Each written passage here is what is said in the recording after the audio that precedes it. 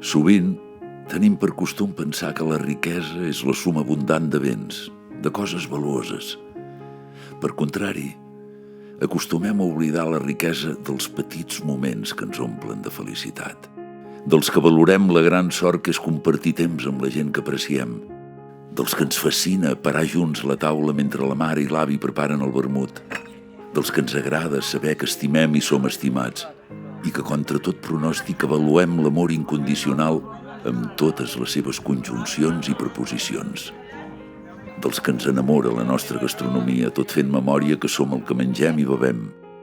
mentre aprenem lliçons de vida i escoltem entusiasmats històries i batalletes, dels que no oblidem que un record ens segueix acompanyant en totes les escenes de les nostres vides i que som fidels als nostres orígens i a la nostra identitat, dels que brindem a la sobretaula amb begudes de la terra i tota la nostra intensitat, i dels que les arribades més esperades mai ens deixaran de sorprendre.